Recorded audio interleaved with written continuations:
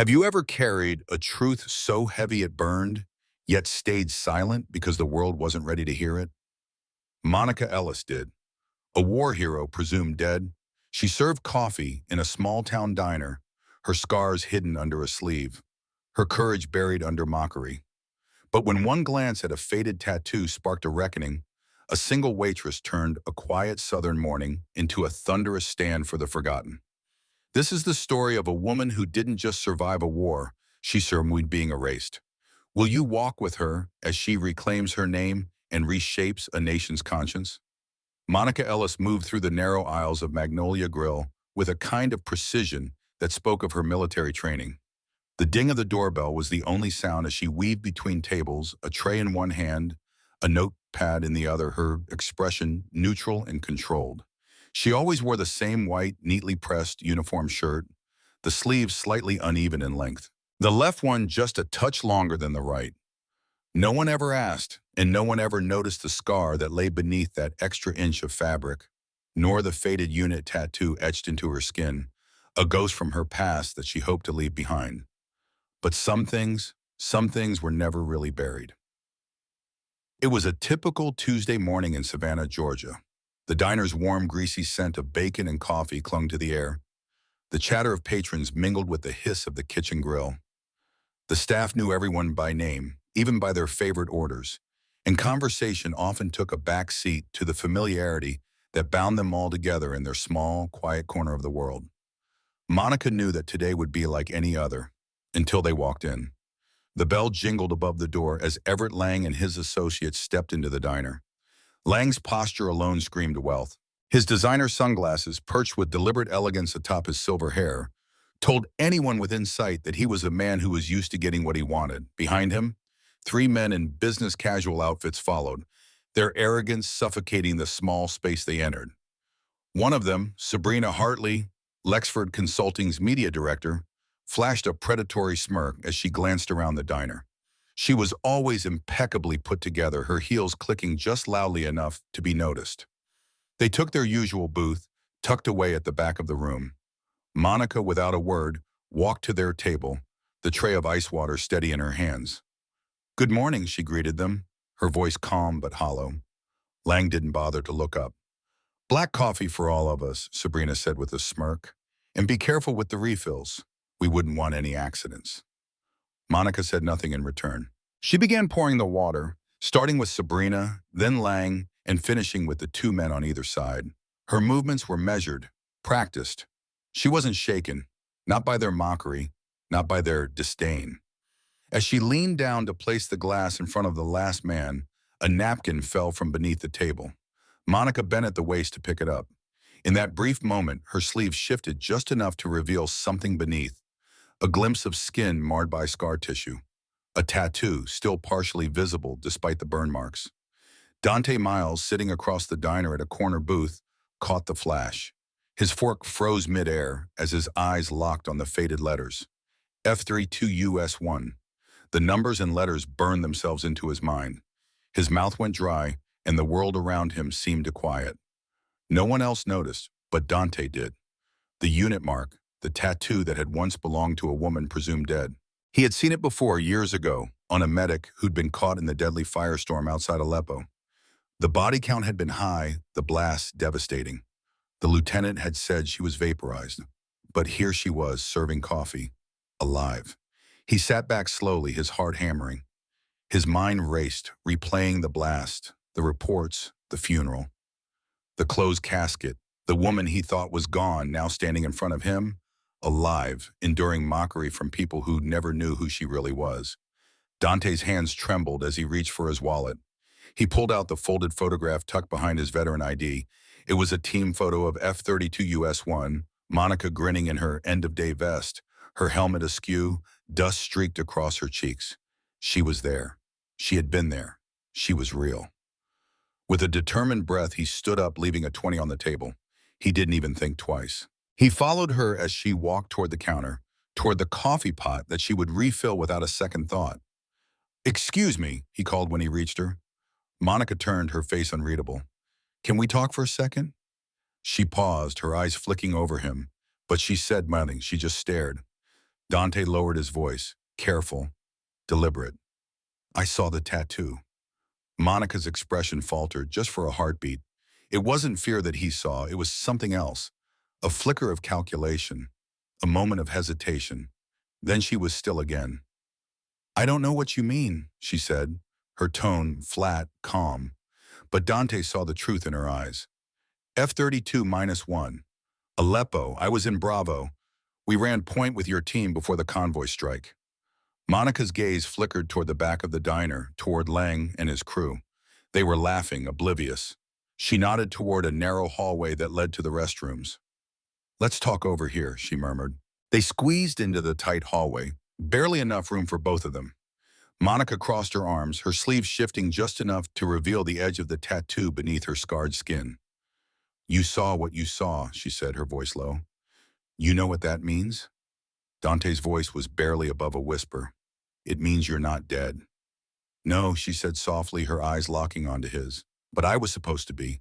The paperwork said so. No ID, no proof, just flames and a guess. Why didn't you correct it? Why disappear? Her eyes hardened, but her voice remained steady.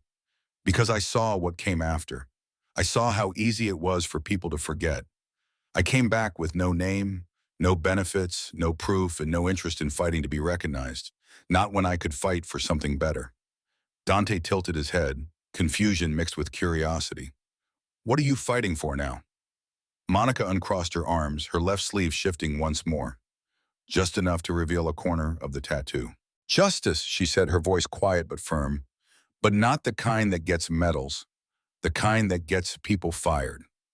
With that, she turned and walked away, leaving Dante standing there, caught between the ghosts of the past and the storm of justice she was about to unleash. The next morning at Magnolia Grill started like any other, the scent of bacon and coffee filling the air. But there was a quiet tension now, a spark in the silence. Something was about to break wide open.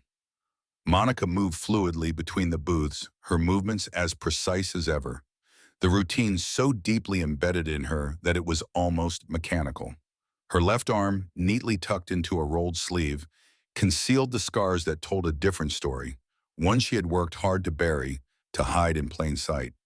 Yet Dante Miles sat at the back counter, his eyes tracing her with a quiet recognition. She had given him just enough of a glimpse of the truth yesterday, but it was enough for him to know. He was back today, waiting for more.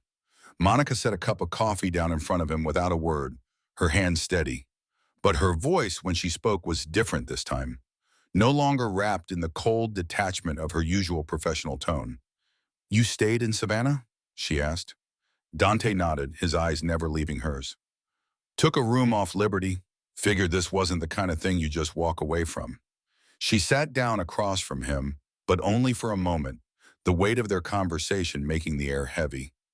You can't tell anyone. Not yet. I wasn't planning to, he replied. But you need to know, she continued, her voice quieter now. Your name didn't disappear.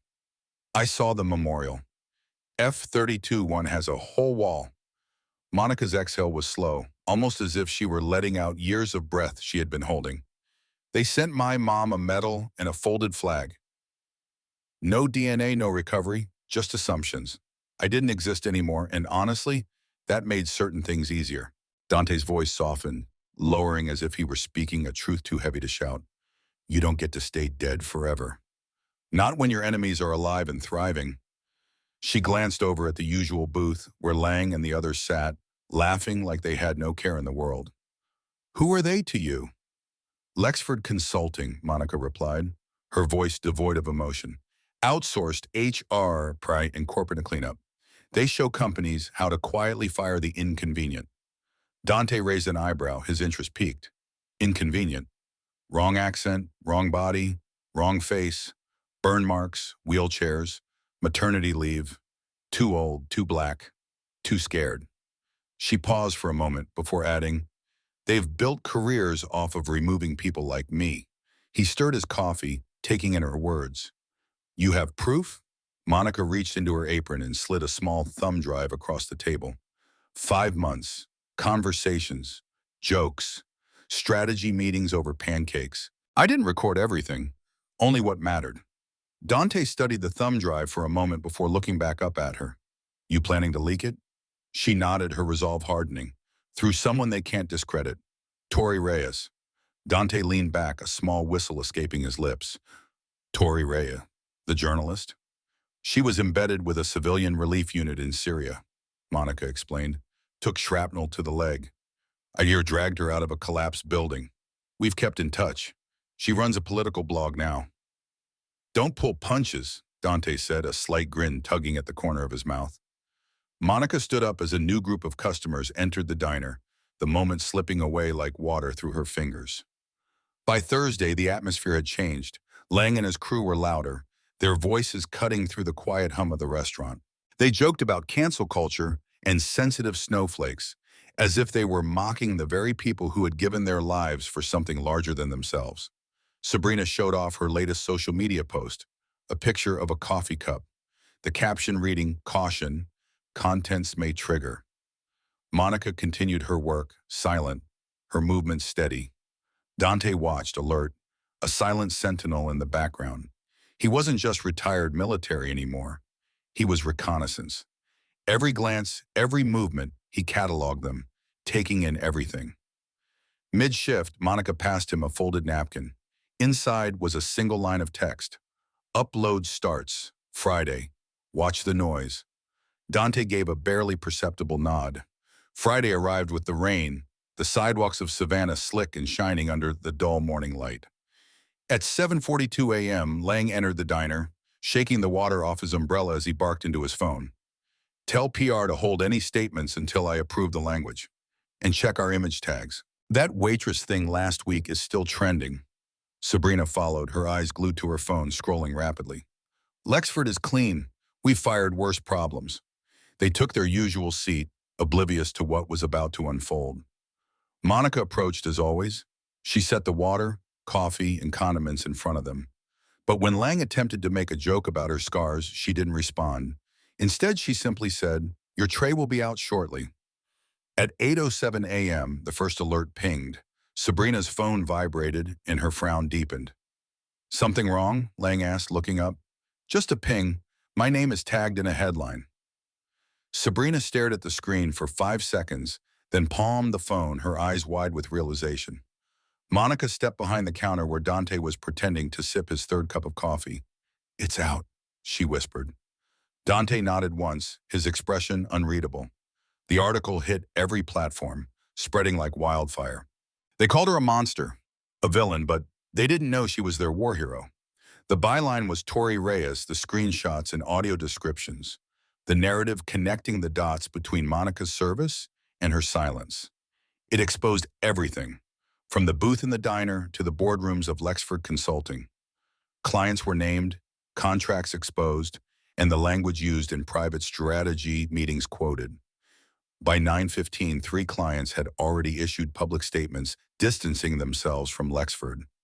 Lang stared at his phone, his face darkening. Sabrina's voice cracked. They used my caption. They used my voice. I'm on the tape. Delete it, Sabrina said, her panic palpable. Lang muttered a curse, shaking his head. Pull it down. Issue a rebuttal. Monica passed their table again, moving with the grace of someone who had already won, who knew the game was over before it had even begun. Lang stood abruptly, his face red with anger. You think this is a game? You think this is going to end well for you?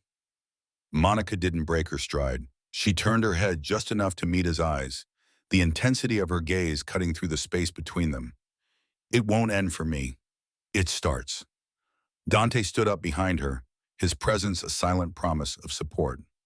Lang faltered, taking a step back as the entire diner fell into a heavy silence. Everyone watching, their phones out and ready. Somewhere in the back, the cook murmured, "Told you Tuesday girl was dangerous." Monica returned to the counter, her phone buzzing in her pocket. 1.2 million views. She exhaled, her face betraying no hint of triumph. She wasn't done. Not yet.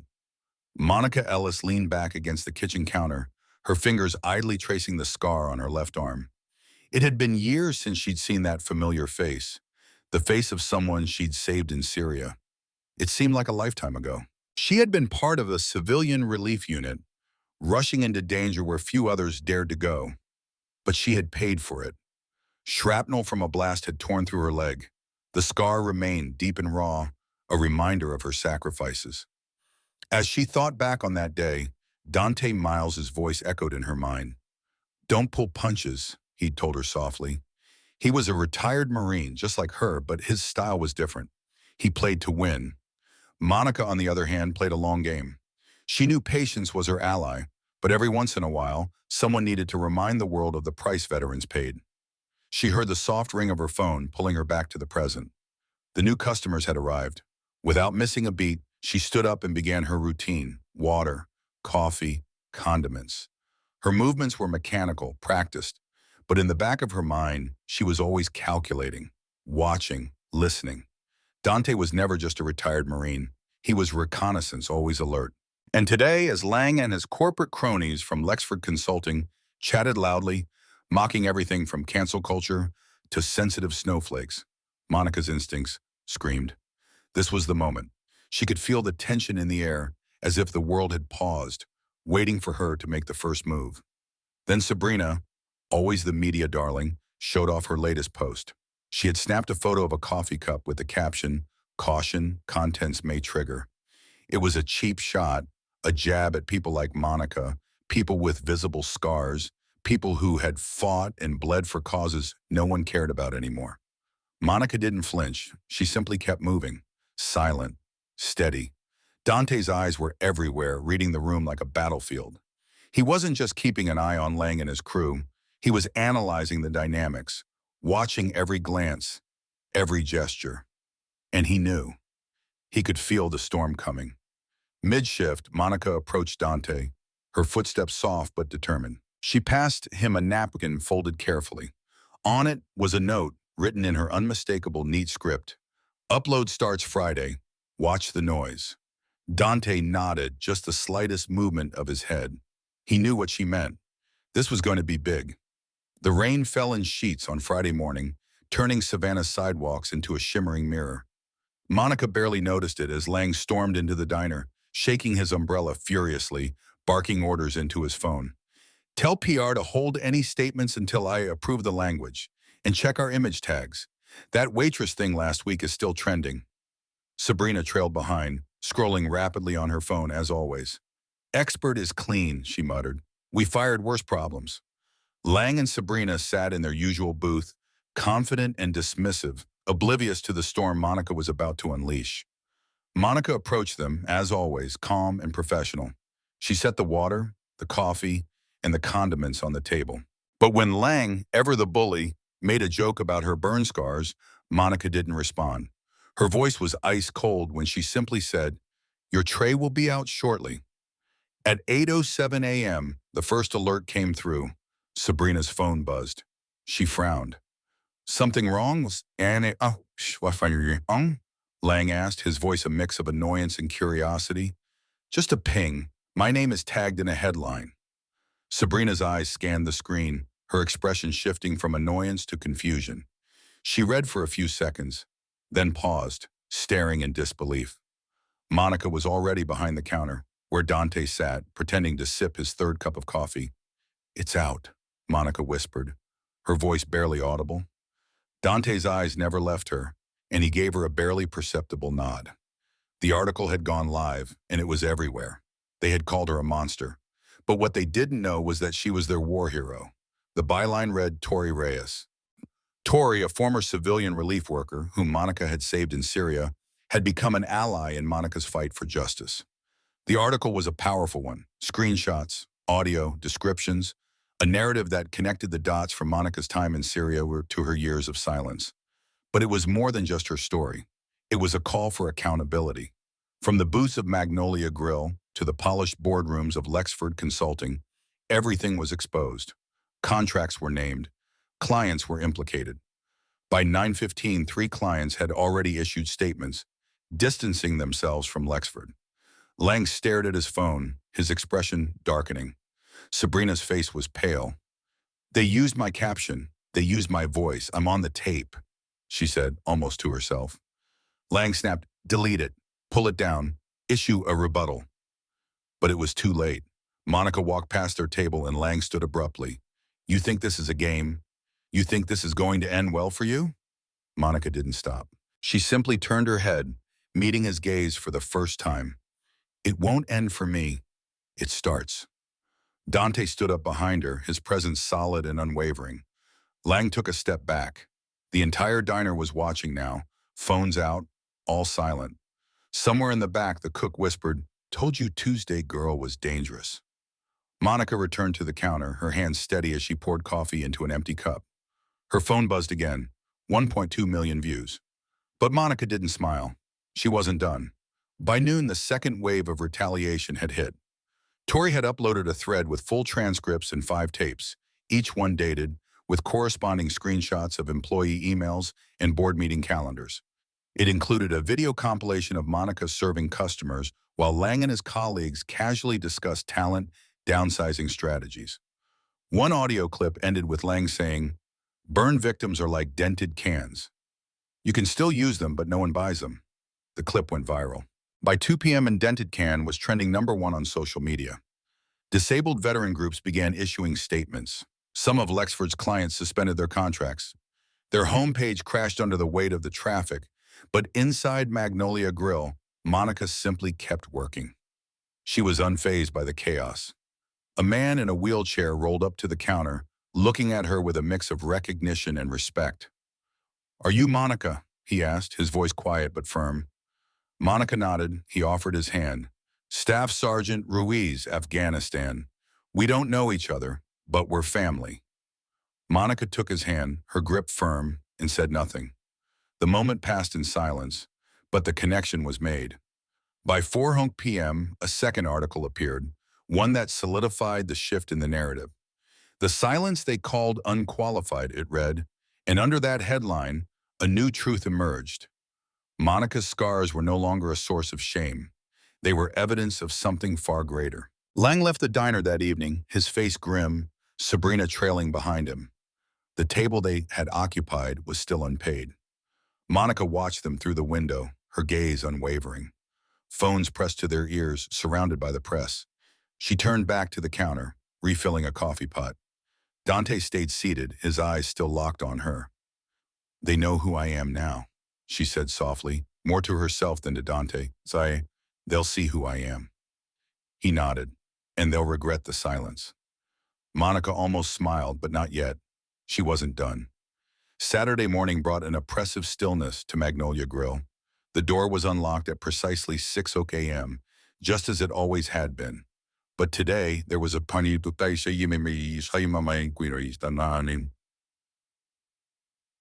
heavy silence before the door was opened, a silence thick with meaning. Monica stood behind the counter, her apron neatly folded over her arm. She didn't move. She looked at her reflection in the glass of the pie case. The burn marks on her left bicep peeked out from under the short sleeve. The tattoo that had once been her pride, faded now but still visible, was a reminder of the life she had lived, the one she had fought to keep hidden for so long. But not anymore. At 6:03, she unlocked the door. The customers came in slower today. Some had their phones out already, pretending to check messages. Others wore awkward smiles, unsure of how to behave now that they knew her story. The world had seen her scars, but it had no idea how to react. But Lang knew.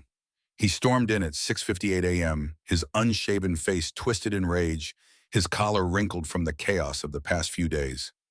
"You don't get to ruin me," he hissed under his breath, loud enough for Monica and anyone nearby to hear.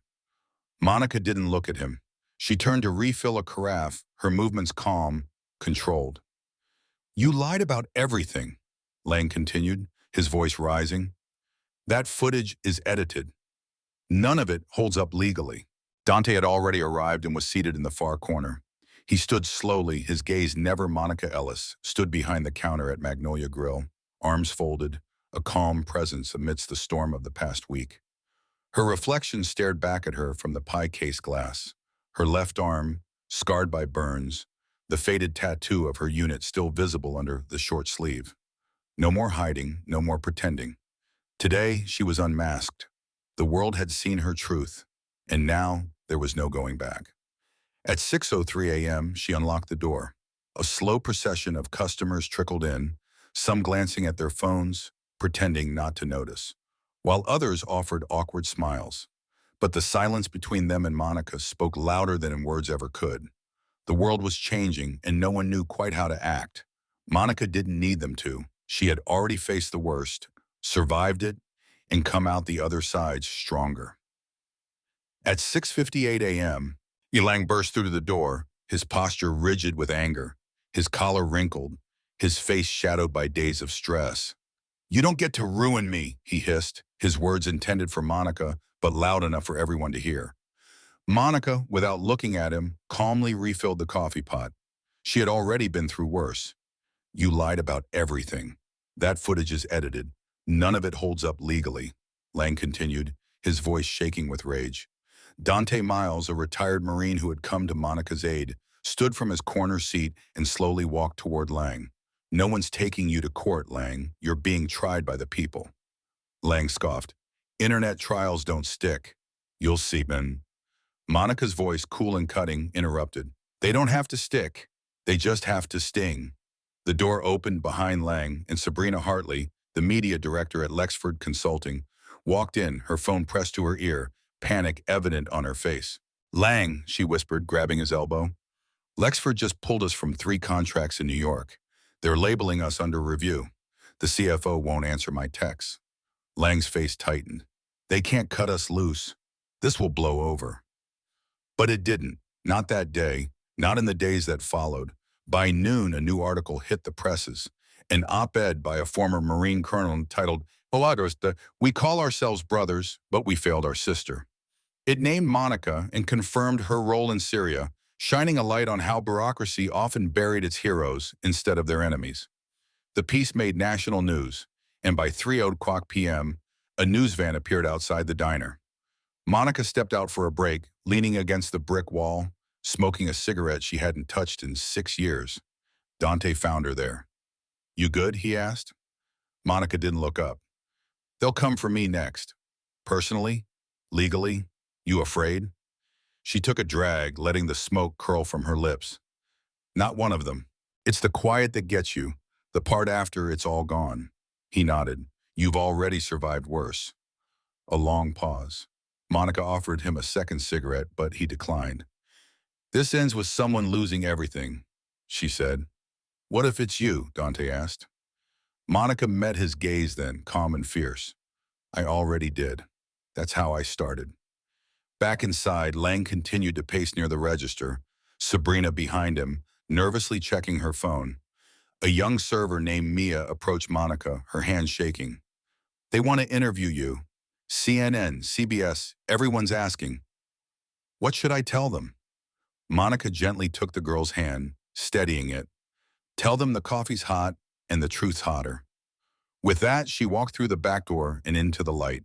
Cameras flashed, microphones extended, and questions flew. She didn't speak a word, but her arm, bare for the world to see, told the story. For the first time, no one called it ugly. No one laughed. They just looked, some with guilt, others with awe, but all in silence. That silence, louder than any scream, was the real answer. Saturday afternoon turned into a media frenzy. News anchors suddenly recited Monica's name with military honorifics they hadn't used in a decade. Social media was ablaze with photos of Monica, a war veteran hiding in plain sight. Artists painted murals in her honor. Veterans shared their stories, and former Lexford employees came forward with anonymous statements. By Sunday, the diner's parking lot was packed before the doors even opened. A line stretched down the block. Some came to eat. Some came to apologize. Others simply wanted to be a part of the reckoning. Lang didn't show up, but Sabrina did. This time she was alone. No designer handbag, no performative selfies, just eyes red from crying, hands trembling as she ordered tea. Monica brought it to her, but no words were exchanged. When Monica placed the cup in front of Sabrina, the woman looked up and, in a voice barely above a whisper, said, "I didn't know what you were carrying." Monica met her gaze, the weight of the moment heavy in the air. After a long pause, she simply replied, "You never asked." Later that day, a local veterans group asked to use the back room for a support meeting. Monica agreed. They called it the scar circle. By Monday, Lexford stock had plummeted. The board released a vague statement about internal restructuring and updated values. Tori Reyes wrote a follow-up piece titled, "When Respect Has to Be Earned Twice." But Monica didn't read it. She was too busy training Mia to run the front counter, too busy ordering more coffee, too busy responding to the hundreds of letters she had received. Letters from parents, from soldiers, from burn victims, from kids. All starting the same way. Thank you for not hiding. The camera was already rolling when Lang stormed into the diner the following Tuesday. His usual smug posture was gone, replaced by something far more erratic. His eyes were bloodshot, his shirt half-tucked, his tie missing. Sabrina followed behind him, still fielding crisis calls, trying to mask the tremble in her voice. Monica stood at the front, calm, composed, scribbling on the order pad. Mia whispered, "Should we say something?" Monica shook her head. "Let it record." Lang spotted the phone propped up on a nearby table, his lens trained on him. "Are you recording me?" he spat, though not at Monica. Monica moved through the diner with a quiet precision, her eyes sharp but unfocused, as if the air itself carried a weight she couldn't shake off. The thought of being documented again felt like a personal betrayal, a violation of her very being. She didn't say anything. Instead, she set a fresh plate of cornbread on the counter, then called out a table number with a steady voice, her movements calm but purposeful. Dante, sitting near the jukebox, raised an eyebrow, his arms crossed. He watched her carefully, sensing the tension in the air. Sabrina, with her usual air of entitlement, made her way directly to Monica. "This is harassment," she said, her voice laced with accusation. "You're using social pressure and lies to blackmail my client." Monica turned slowly, meeting her eyes without flinching, and nodded toward the camera. "Say that louder," she said, the challenge clear in her tone. Lang's voice surged from across the room. "You edited that video. That wasn't the full conversation. And you know it. You're manipulating people with half-truths." Monica didn't flinch as she placed a coffee mug in front of him, her movements deliberate. "Then speak your half," she said, her voice steady. He hesitated, a flicker of uncertainty crossing his face. A few customers had pulled out their phones, recording the scene as the atmosphere shifted. The diner no longer felt like a place of comfort or refuge. It felt like a courtroom, a live stage for judgment. The internet was poised to slice the moment into 1,000 clips, each one weighed down with opinion. Lang grabbed the mug and slammed it down on the counter, his frustration evident. "I'm filing for defamation." Monica didn't blink. "Please do. I'd love discovery." Mia, behind the pastry counter, nervously bit her lip, watching the exchange unfold. Dante stood up slowly, his voice cutting through the charged silence. "This is a man who's forgotten how many ladders he kicked and his way up. You think this is noble, Lang? Turning public opinion into your weapon? You want to crucify me over words?" Dante shook his head, a bitter smile on his lips. "No, over patterns." That night, Lang went live on his corporate account. The stream was stiff, poorly lit, his face half in shadow as he stood in his apartment with the blinds drawn. "The woman at Magnolia Grill is waging a personal vendetta," he began, his tone condescending. "She has no credible military records, no formal identification, and refuses to verify her claims. We at Lexford Consulting have always stood for merit and discipline, not victim theatrics." Monica didn't respond directly, but within hours, Tori Reyes posted a 9-minute video montage. It was a devastating compilation. Audio clips of Lang mocking his employees, screenshots of sexist performance reviews, and finally a transcript of a board meeting where Lang referred to his staff as optics liabilities. The caption read, "You want merit? Try surviving a minefield so this guy can have power lunches." By midnight, the hashtag #JusticeForMonica was trending nationally. Meanwhile, Monica sat at her kitchen table, her tea untouched. A USB drive lay between her fingers, her eyes fixed on it as she considered the contents. She stared at the drive for a while, then slid it into her laptop. The files were organized by date, 5 months' worth of audio. She clicked on one at random. Lang's distorted voice echoed from the speakers. "We need a cleaner image. Let go of anyone with baggage. You know what I mean?" Another file. Sabrina's laugh. You mean like crispy Barbie in the corner? She serves coffee like it's punishment. Monica paused the playback. The scar on her bicep tingled, as though it had been singled out by name. She opened her email draft to Tori and attached 6 of the worst clips. The subject line read, "In case he doubts the truth again." The next morning, Lang walked into the diner flanked by 2 suited men, his legal counsel. Monica didn't flinch. She kept moving, serving coffee, taking orders, managing the floor. When one of the lawyers pulled out a cease and desist letter, she smiled. "Perfect timing," she said, gesturing to the camera in the corner. "You're in the frame. You can't just record people without consent," the taller lawyer said, his voice gruff. Monica turned to face him. "This is Georgia. One-party consent. I consent." Lang grabbed the letter back. His eyes narrowed, his lips curled into a sneer. "Enjoy the moment. It'll collapse." Monica remained calm, her voice steady as she replied, "Then you shouldn't have built it on silence." Later that afternoon, Tori dropped another bombshell article. This one included HR documents, whistleblower statements, and an anonymous letter from a current Lexford executive admitting that Lang had initiated a beauty audit of the staff. The public response was volcanic. Sponsors pulled out. A former intern wrote a viral Twitter thread about Lang's attempt to replace her with a more camera-friendly blonde. That night, Lang returned home to find a crowd outside his building. It wasn't a mob, just people standing silently, holding signs. One read, "My daughter has scars too." Another said, "Ask her what she survived, not how she looks." The next morning, Sabrina quit. No press release, no statement, just an email sent at 6:14 a.m. titled, "I'm done." Inside Magnolia Grill, Dante kept his eyes on the door. Monica wiped down the counter, her movements deliberate. "You think he'll stop?" she asked quietly. Dante shook his head. "He'll escalate. That's what cornered men do." Monica nodded. "Then let's give him the rope." She reached under the counter and pulled out a flash drive. "I have 2 more recordings he's never heard.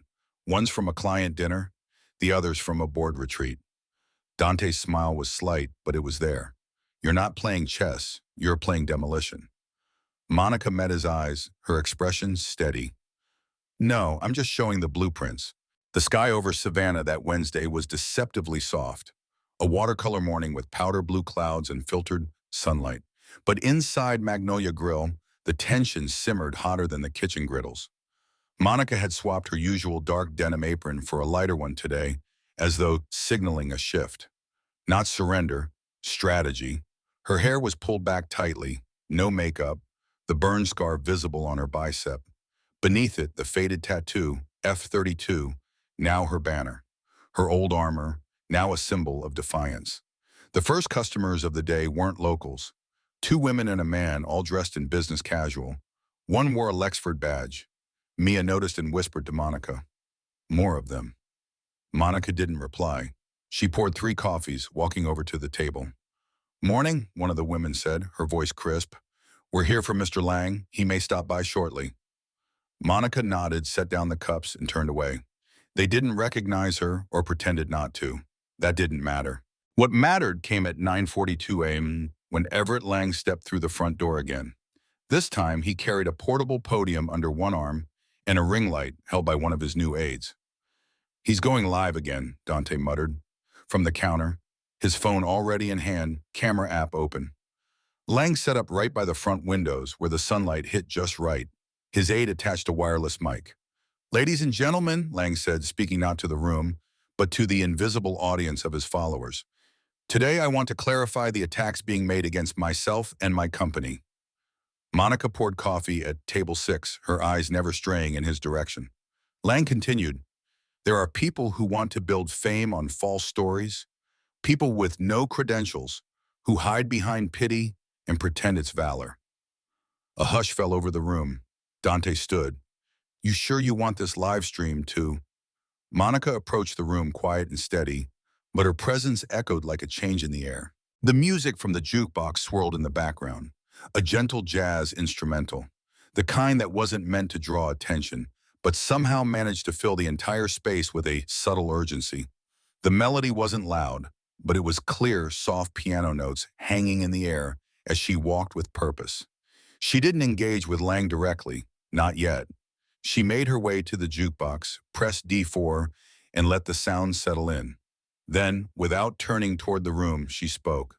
Loud enough for every camera to catch, she said, her voice unshaken. Some people record to prove lies. I record to remember the truth. Lang hesitated, his expression faltering for just a second. He quickly recovered, raising his chin slightly, the microphone still picking up every word. What truth would that be, Miss Ellis? He asked, the tone barely hiding his unease. Monica closed the distance between them, standing so close now that the camera caught both their faces in one frame. She didn't raise her voice, didn't flinch. Her gaze locked onto his with the certainty of someone who had seen far too much to be intimidated anymore.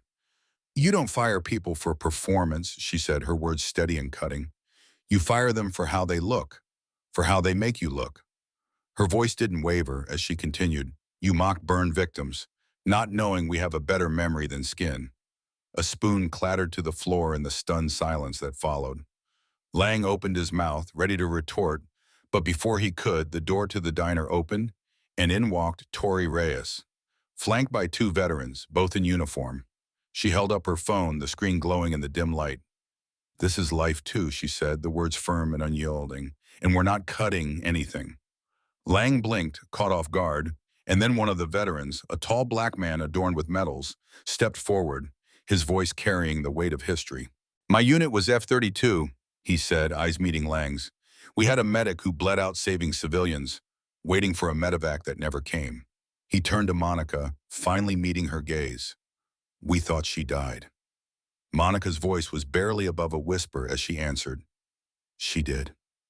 And then just as quickly she turned and walked away, leaving Lang standing there in a stunned silence, his microphone still on, the live stream continuing. But there was no rebuttal left, no words to offer.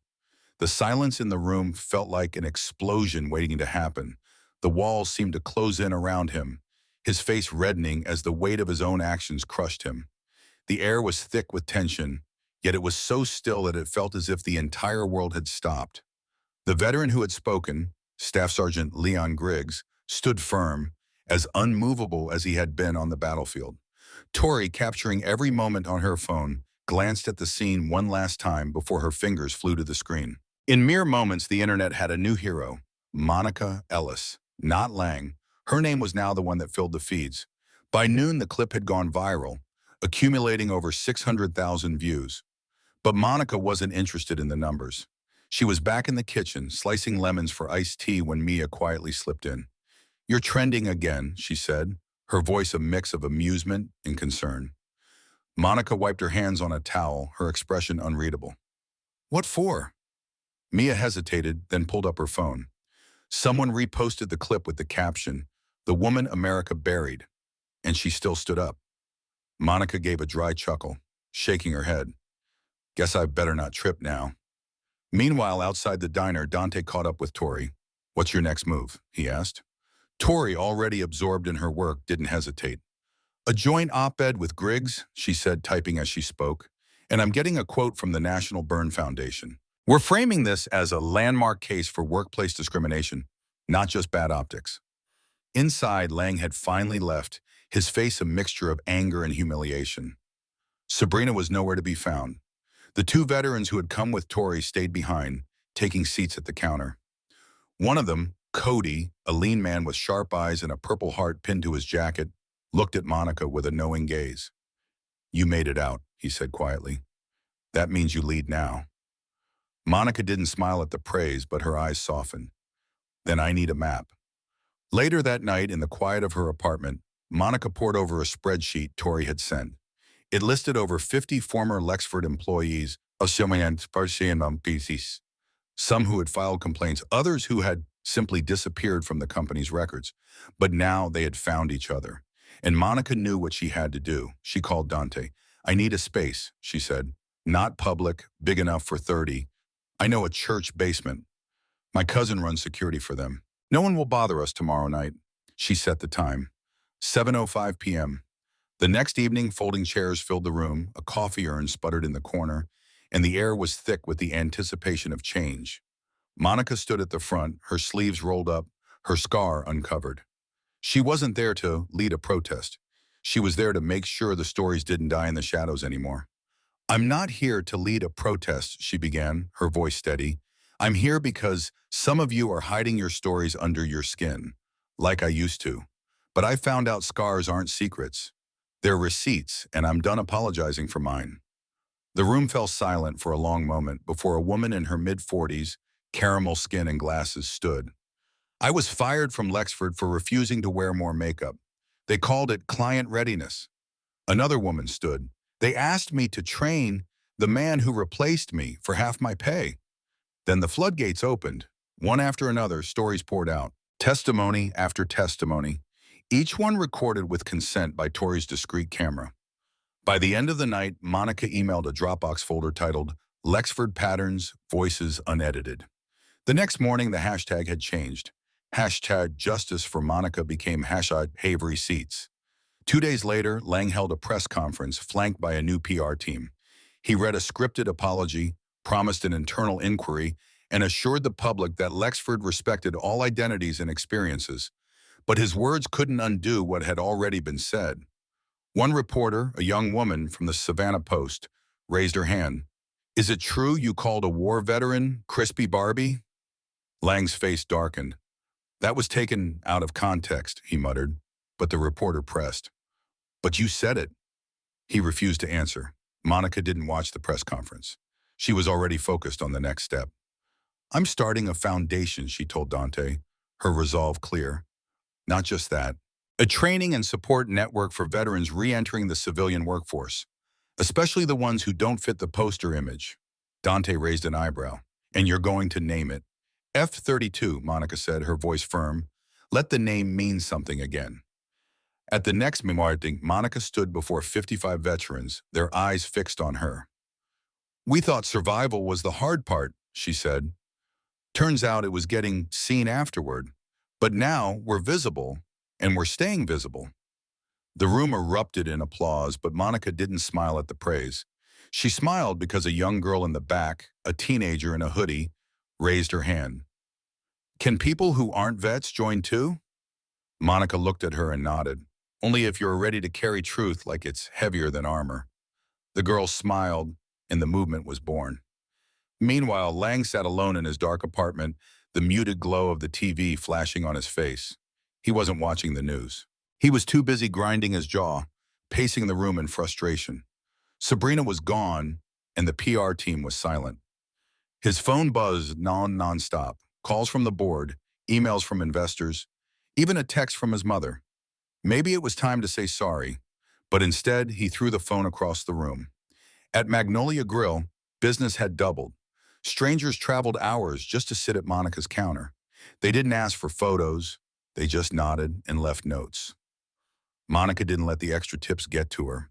The compliments and gestures of gratitude, some leaving dog tags with their payments, others slipping extra cash under the plates, went unnoticed in her disciplined routine. Wiping down the counters, checking the tea, refilling glasses. She moved through the day as though fame had never found her. But then she caught sight of a woman watching her a little too closely. Early 30s, sharp red blazer, a wristwatch that probably cost more than Monica's car. She wasn't a fan, she was a scout. When the woman finished her meal, she stood up, walking straight to Monica. "Miss Ellis, I'm Amanda Voss," she said, introducing herself with a smile that tried too hard to be warm. "I work for the Georgia Labor Commission. We'd like to talk." Monica raised an eyebrow. "As in the government?" Amanda nodded, her smile not quite reaching her eyes. "We believe your recordings and your community efforts could be grounds for a formal investigation and possibly policy reform." Monica tilted her head. "Policy reform?" Amanda's gaze hardened with purpose. "Anti-discrimination protocols. You've started something we might actually be able to finish." That night, in the privacy of Monica's apartment, she met with Dante and Tori.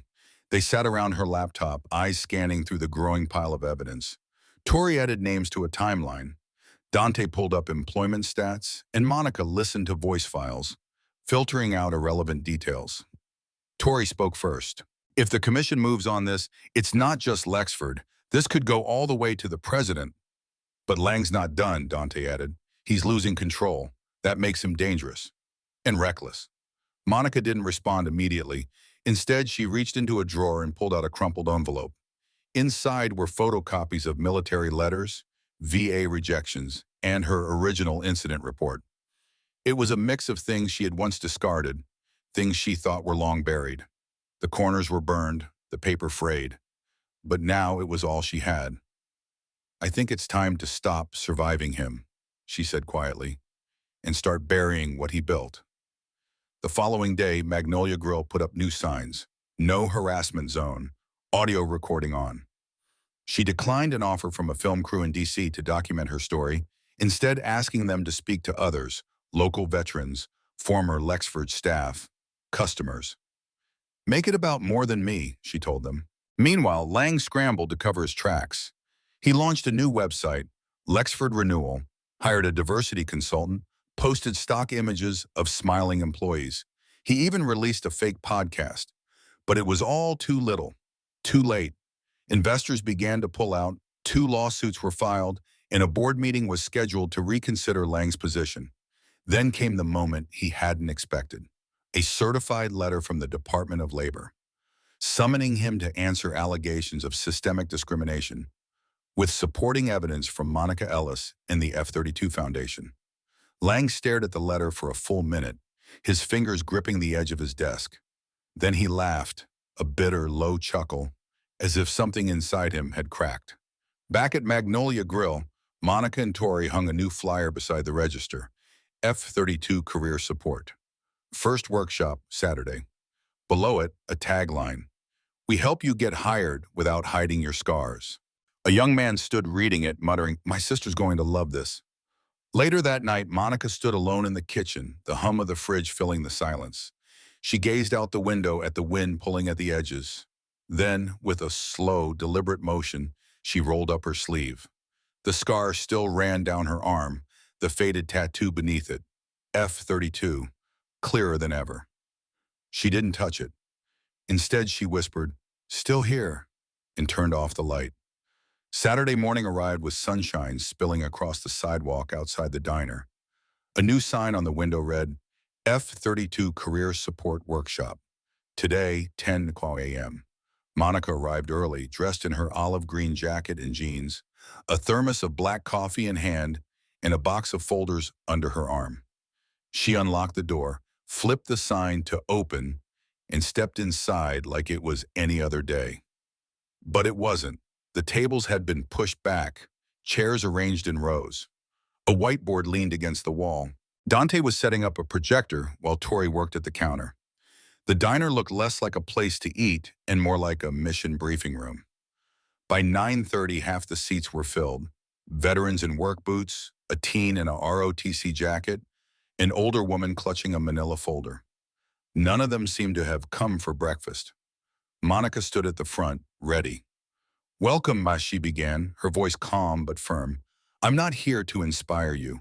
I'm here to remind you that you don't need to be fixed to be hired. The projector clicked on, displaying charts, company histories, and timelines. Tory took over, discussing HR literacy. Dante spoke about negotiating after discrimination, but when Monica spoke, they all leaned in. She rolled up her sleeve, showing the faded tattoo. A hush fell over the room. I was told I was dead. I believed it for a while, too, she said with a faint smile. Turns out, survival makes a good resume. Meanwhile, across town, Lang was watching. He wasn't at home. He was sitting in the glass-walled office at Lexford HQ, stripped of its furniture. Just a chair, a desk, and the company lawyer pacing behind him. You can't keep pretending this is a communications issue, the lawyer said, his voice tight. The board wants proof you're not toxic. Lang didn't respond. His eyes were fixed on the screen showing Monica's workshop. Someone had set up a live stream, and the view count was rising by the second. She's just a waitress, Lang muttered. The lawyer stopped. If you still believe that, we're already done. At Magnolia, a young man in a wrinkled tie raised his hand. How did you get the recordings admissible? Tory answered, we used Georgia's single-party consent laws, plus corroboration from employees. Monica kept logs, timestamps, everything. An older woman nodded, her voice steady. You knew what you were doing. Monica smiled faintly. Survival teaches you to document. Someone in the back asked, so what now? Monica looked at Dante, who gave a small nod. We're forming a collective, not a nonprofit, not a brand, just a network. You have got scars? Bring them. They're not baggage, they're credentials. Cheers broke out. Later that afternoon, a local journalist arrived. Monica didn't answer questions. Instead, she handed him a folder. In the home were statements, policy suggestions, and a letter to the Georgia Senate. The last page read, "This is not retribution. This is a redesign." By nightfall, social media was buzzing. Hashtag F32 strong, hashtag scars in strength, that's what her story matters. The hashtags trended regionally. Monica's name made it onto a national podcast, and someone posted a side-by-side image, Lang's fake diversity page versus Monica's workshop flyer. The caption read, "One of these is real leadership." Lexford's investor dashboard showed a 12% drop. 2 clients pulled their contracts. A protest was brewing outside one of their offices in Atlanta. Cornered, Lang released a press statement. It was filled with corporate jargon. We acknowledge this. We strive toward, but no one cared, because Monica never mentioned his name, and somehow that stung more than anything else. Monica Ellis stood alone in the diner, leaning against the coffee machine, her gaze distant. It had been a long day and she needed a moment to breathe. It wasn't until she heard the soft shuffle of footsteps that she lifted her eyes. A teenager, no older than 16, stood before her, hoodie pulled tight around his frame, hands shaking as he nervously fidgeted with the hem of his sleeve. My mom, the boy stammered, voice barely above a whisper. She got fired after surgery. I think maybe you could, help. Monica studied him carefully, reading the desperation in his eyes. She met his gaze, her own steady and calm, despite the weight of the world she carried. Tell her to come next Saturday, she said, her voice quiet but firm. The boy nodded quickly, relief evident on his face. Without another word, he turned and left, disappearing into the night. As the door closed behind him, Monica allowed herself a breath, a long, slow exhale. Not a smile, not yet, but there was peace in the silence, a rare stillness in the chaos of her world. Outside, a note had been left on the diner's window. Scrawled in bold red marker, the words read, "You made scars sacred." Monica didn't take it down. She left it there, the message hanging in the air, a testament to something bigger than herself. When she locked up for the night, the weight of the moment settled in. The following morning, before the sun had even risen, the sound of breaking glass shattered the quiet. A rock had been thrown through the front window of Magnolia Grill, and attached to it, another note, written in the same red marker. Scar doesn't mean sacred. Monica's heart pounded in her chest as she rushed outside, boots crunching on the broken glass. Her hands trembled slightly, but her voice remained steady as she dialed the police. Within minutes, Dante Miles arrived, his presence a solid anchor in the storm. Without a word, he began to sweep up the glass while Monica took the report from the responding officer, a young, indifferent cop who barely looked her in the eye. You have enemies? He asked, his tone casual. Monica didn't flinch. Only cowards, she replied, her voice cutting through the cold morning air. As the patrol car pulled, Dante turned to her, a grim smile on his face. They're scared, he said, his voice low. That means we're getting somewhere. But Monica knew better. Retaliation was never random. It was always personal, and she could feel it, the pull of something darker, something that would stop at nothing to make her disappear. Across town at Lexford Consulting, Everett Lang sat in his office, watching the scene unfold on a lawyer's phone. He was livid. They painted her scar on the damn window, he spat, his face twisted in fury. The lawyer said nothing, his eyes fixed on the screen. We've lost our third sponsor and your board is meeting without you, the lawyer remarked, scrolling through emails. Lang slammed his fist on the desk. We have to control this. Then stop talking, the lawyer replied coldly, because every word you say is just adding fuel to her fire. Back at the diner, the situation was rapidly evolving. A viral photo of the broken window, shared by Tori Hartley, had ignited a firestorm. Tory's caption read, "Lexford's legacy begins with a window." People from all walks of life began showing up at Magnolia Grill, some with plywood, others with coffee or homemade signs. By noon, a local high school art club had painted a mural over the shattered glass. The mural depicted a cracked wall with light pouring through the gap, and in that light, the faint outline of Monica's F-32 tattoo. Someone had added the words, "We see you now." Monica didn't celebrate the attention. Instead, she focused on what mattered, the work. She and Dante met with the principal of Booker High School and anonymously offered to fund an art scholarship. When the students learned of the donation, they insisted on putting Monica's name on it. That night, Monica returned home to find an envelope taped to her door.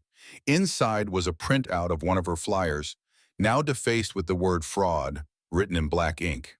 She didn't flinch. Without a second thought, she scanned the flyer and posted it online with the caption, "If I were really a fraud, you wouldn't need to hide." The response was overwhelming. Thousands of comments poured in. By midweek, Monica had 3 national media interviews lined up, but she turned them all down. Instead, she recorded a short video inside the diner. "I'm not interested in becoming a symbol. I'm interested in building a system where symbols aren't needed. Do you want to help? Hire someone who's been broken and showed up anyway." The message spread like wildfire. Veterans groups shared it. Disability advocates shared it. Employers began tagging their own hiring practices in response. The F-32 Collective, as it had come to be called, expanded into 3 more cities by the end of the week. Lang, meanwhile, tried to hold a press conference, but only one intern and a protester with a bullhorn showed up. The protester shouted, "SCAR doesn't mean silent." Lang tried to issue threats through legal channels, but Monica had the receipts, audio logs, screenshots, witnesses, and the growing support of an army that no longer believed his curated version of events. Tory Hartley wrote another piece titled "The Waitress Who Undid a Corporation." And by Friday, Lexford's stock had plummeted another 18%. The board announced an emergency leadership review, and Lang's name was temporarily removed from the company's website. But Monica didn't celebrate. She returned to the diner, poured coffee for a man in a wheelchair, sat with a woman recently laid off from a cleaning company, and helped a teenage boy write his first resume. "This isn't justice yet," she told Dante quietly. He nodded, "But it's a beginning." That night, as they cleaned up, the mural outside glowed beneath the streetlights. It wasn't just a tribute, it was a signal. Survival was no longer something to hide. It was the start of something much louder, something permanent. The invitation arrived the following afternoon, tucked between a shipment invoice and a flyer about veteran benefits. It was a formal letter from the Georgia State Senate inviting Monica to speak at a hearing on labor discrimination against veterans with visible injuries. She read the letter 3 times before setting it down. Dante, noticing her silence, asked, "You okay?" Monica handed him the letter. He whistled. "This is big." Monica nodded, her eyes distant. "Yeah, that's the problem." The hearing took place in a government building in Atlanta, with rows of chairs filled with state senators, media, and a few lobbyists. Monica wore a long-sleeve shirt under a fitted blazer. She didn't cover her scar this time. She didn't need to. Tori sat in the back row, streaming the event live. The chairwoman of the committee welcomed Monica to the stand. "Miss Ellis," the chairwoman began, "we understand you were once presumed dead overseas. That must have been traumatic. But what's relevant here today is employment. Could you tell us how your experience intersects with current hiring practices?" Monica took a slow breath, her voice steady. "I wasn't just presumed dead. I was forgotten. There's a difference." She raised her arms slowly, letting the sleeve fall back to reveal the scar. "This scar isn't an apology. It's a credential. It's proof I showed up for a country that told me to disappear." The room fell silent. Monica's words hung in the air, unwavering. She continued, her tone unwavering. "I've worked jobs I was overqualified for. I've heard things like optics, company image, and not a culture fit. Those are just polite ways of saying people don't want to hire what they're afraid to look at." A senator scribbled something in his notes. Another leaned forward, listening intently. I'm not here to guilt anyone, Monica said, her voice cutting through the silence. I'm here to build something better. What if instead of filtering out, we filtered in? What if we stopped looking for perfect and started recognizing proven? Applause erupted from the crowd. Even behind the panel, one of the younger senators stood, her eyes focused on Monica. Miss Ellis, the senator said, her voice filled with respect, you've given us something to think about. Monica stood outside the hearing room, her heart still beating fast from the intensity of the discussion. Reporters clustered around, eager for a soundbite, but she simply smiled and shook her head. The cameras clicked, the microphones bobbed, but Monica said nothing.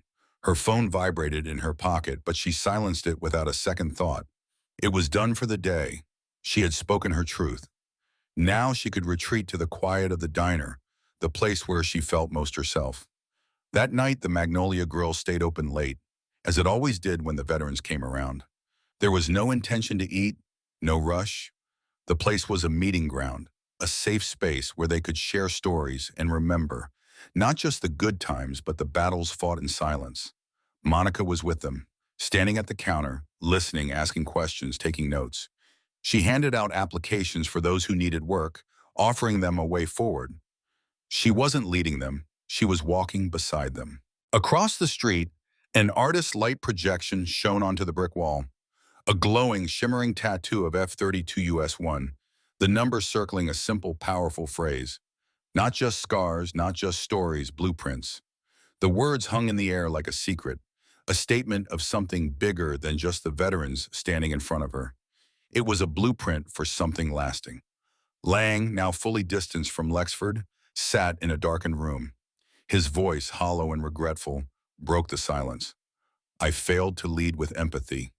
I let power replace integrity. I'm sorry to those I've hurt. But Monica didn't react. She didn't need to. The next morning, a small frame print appeared on her booth at the diner, the mural beneath it carefully written in script. Your silence was never weakness. It was strategy. Monica's work had never been about shouting or seeking recognition. When the time came for the wall to be built, there were no speeches, no fanfare. It began with a patch of open brick, a spot once marred by a broken window, now scrubbed clean. Volunteers arrived, painters, welders, carpenters, each with their own story. At the top of the wall, the words, "The Wall of the Forgotten," were welded in brass. Beneath it, plaques would be added, each name a testament to those who had been overlooked, cast aside. The first name etched into the wall wasn't Monica's. It belonged to Eugene Rowe, a middle school custodian who had lost his job due to the risk of falling, despite his years of service. When he saw his name, he cried, not from honor, but from the simple human need to be remembered. By the end of the week, there were 15 names on the wall. Stories flooded in, veterans from all walks of life, carrying only the weight of their experiences, some with uniforms, others with discharge papers, many with nothing but silence. The community listened. The mayor came by quietly, offering funds for lighting. Monica accepted, not out of obligation, but because it felt right. Let people see it at night, she said. The shame was never ours. The F-32 collective grew. New chapters opened in Charlotte, Houston, and Detroit. Tori, now coordinating media with veteran journalists, made sure the stories were heard. Dante started offering trauma training to local employers.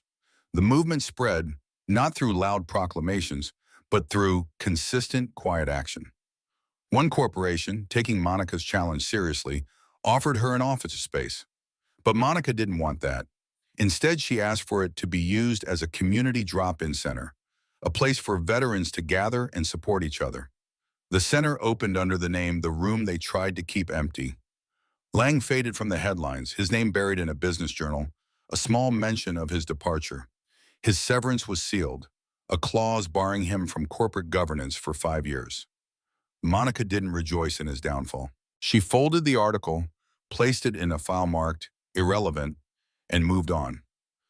Winter came, and with it, a shift in the diner. Veterans took over the late-night shifts, giving the place a new energy. High school students, led by one of the mural artists, began mapping where disabled veterans were underemployed across the state.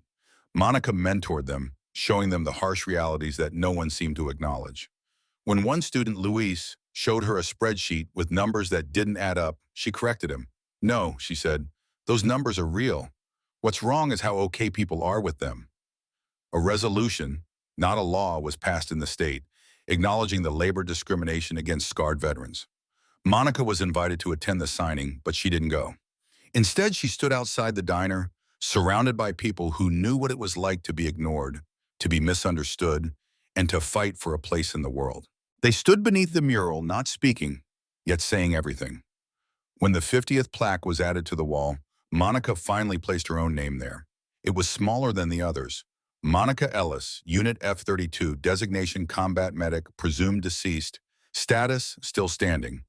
Below it, someone had etched a line Monica hadn't written. The silence she left was louder than any words could be. That night, a storm swept through Savannah, but the wall held firm. So did Monica. So did the idea she had sparked. A vision of not just remembrance, but visibility. It wasn't just about being seen in war, but being seen in peace, in paychecks, in policies, in permanence. The forgotten had become unmissable. Not because they shouted, but because they had never left. They had just been waiting for someone to stop looking away. The letter arrived on a Wednesday morning. Monica almost didn't see it, tucked among the junk mail in a brochure from the Veterans Health Office. The handwriting was sharp, military. No return address. Inside was a single sheet of cream stationery. "Miss Ellis, we'd be honored to have you serve on the National Veteran Equity Council. Your voice has already shaped a movement. Now we ask if it can help shape a nation. Respectfully, Office of the President." There was no logo, just an embossed seal in the corner. Monica didn't react. She didn't smile. She didn't frown. She folded the letter and slid it beneath the register. Then, without missing a beat, she refilled the coffee urn. That afternoon, Monica sat alone in booth 6, the one with the best view of the wall. A kid she didn't recognize walked by and paused, staring at the brass plaque. "That's your name?" he asked. Monica nodded. "What does still standing mean?" She took a sip from her mug, letting the warmth settle in her chest. "It means you haven't quit." The kid didn't say anything. He just looked at the plaque again, then walked on. That evening, Monica received an email from Tori. The subject line read, "They want to name the bill after you." Monica stared at the screen, unmoving. The bill, aimed at protecting injured veterans from hiring bias, had passed 3 committees unanimously. The sponsors wanted to call it the Ellis Act. Monica didn't respond. Monica stepped into the back of the restaurant, her boots clicking on the floor as she flicked off the kitchen lights. She leaned against the cold, stainless steel counter, the weight of her thoughts settling in. She thought of a time when her name had meant nothing beyond a dog tag. Now it echoed through government halls, in meetings that reshaped policies, in courtrooms, and behind closed doors. As she stood there, her voice barely more than a whisper, she spoke into the quiet. "Don't let them turn this into a flag. Keep it human. Keep it scarred." It wasn't a plea, it was a prayer. The next morning, Monica was up before dawn to teach her first seminar. But this one wasn't for soldiers. It was for corporate HR managers. She stood at the front of the room, the projector screen displaying a simple message. Scars aren't red flags. They're proof. The room was silent as eyes flicked from her to the screen. A woman raised her hand. "How do we know we're not just hiring out of pity?" Monica didn't hesitate. "You're not, unless you think strength is something that should be hidden." The room went still for a moment, pens scratching against paper as everyone absorbed her words. Monica could have taken the White House job, but instead she recommended someone else. An Army medic, a burn survivor, fluent in 3 languages. Monica wrote the recommendation herself, sealing it with these words, "She's more than a story. She's the start of someone else's." It was her way of ensuring that others would have a chance at something more than just survival. In April, a group of 3rd graders visited the Wall of the Forgotten. Their teacher had assigned them to write letters to one of the names. Most of the children picked Eugene Rowe, whose story had been featured on TV. But one letter was different. "Dear Miss Monica, my brother says girls can't be soldiers. I'm glad he's wrong. Do the scars still hurt? I have a scar on my leg from when I fell off my bike. It's not as big as yours, but I think they both mean we didn't give up. Thank you for not giving up." The letter, written by a young girl named Layla, was framed not in gold but in wood, crafted by the same students who painted the diner booths. When the first anniversary of the F-32 wall came around, the crowd stretched around the block. Dante gave a powerful speech while Tori streamed the event online. Monica didn't speak. She stood beside a woman in a wheelchair and a teenager with PTSD tremors, her presence more impactful than words. When asked why she hadn't taken the stage, she simply replied, "This isn't about being seen. It's about making space for those who still aren't." That night, Monica stood alone in the kitchen, watching the rain. She rolled up her sleeve and traced the scar that curled around her upper arm. Beneath it, the faded ink of her tattoo, F3221, was still visible. It wasn't heroic. It was the truth. She turned off the light and whispered to the darkness, as if reminding herself, "Still standing. Always." A week later, Monica went to the VA hospital, not as a patient, but as a listener. She sat in on a support group, no name tag, no introductions. When a man began crying, describing how useless he felt, Monica lifted her sleeve. "Let them see this," she said. "This isn't a wound. It's a credential. And I've earned yours too." The room fell into a heavy silence, then someone clapped. Another joined in, and by the end, every veteran in the room stood, not for her, but for themselves. A month later, Magnolia Grill added a new menu item, Meals That Heal. Proceeds from these meals funded therapy and job placement for veterans with visible injuries. It was Monica's idea, but the credit went to the F-32 initiative.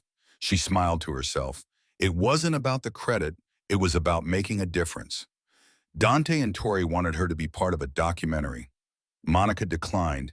Instead, she gave them a photo of her unit from Syria before the blast. On the back, she'd written, "Not everyone came home, but we can make sure they're never left behind." Her final public act was unplanned. At a job fair, she saw a young woman with burn scars being ignored by a recruiter.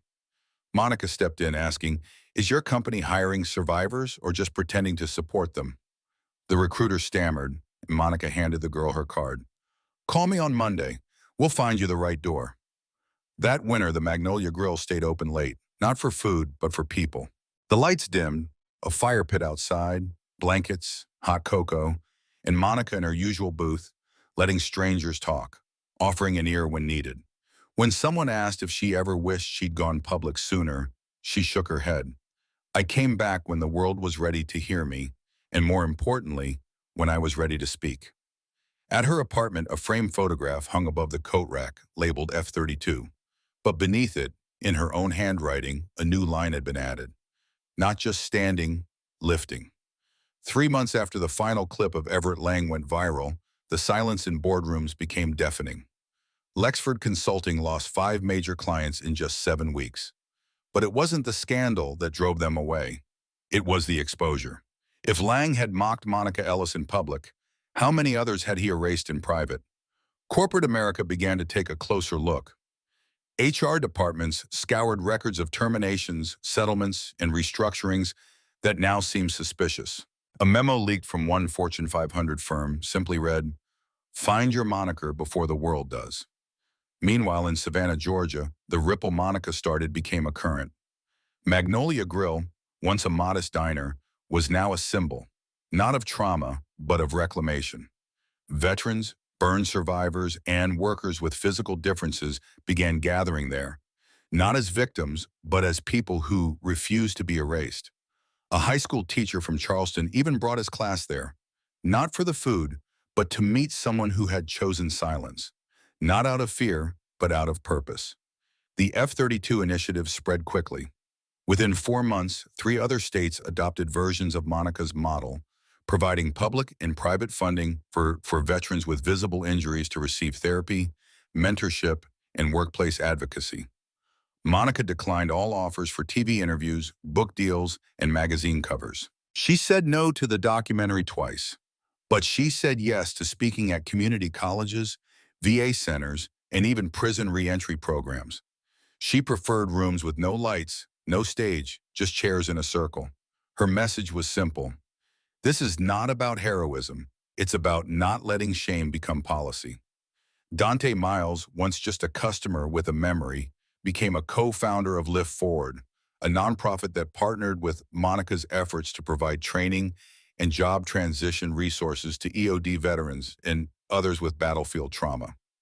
Tori Reyes, the journalist Monica had once saved in Syria, won a National Journalism Award for her expose, Invisible Armor: How Scars Speak Louder Than Rumors. When asked during her acceptance speech if she had Monica to thank, she said, "No, I have Monica to follow." At the end of the year, a quiet memorial was held, not for Monica, but for F-32.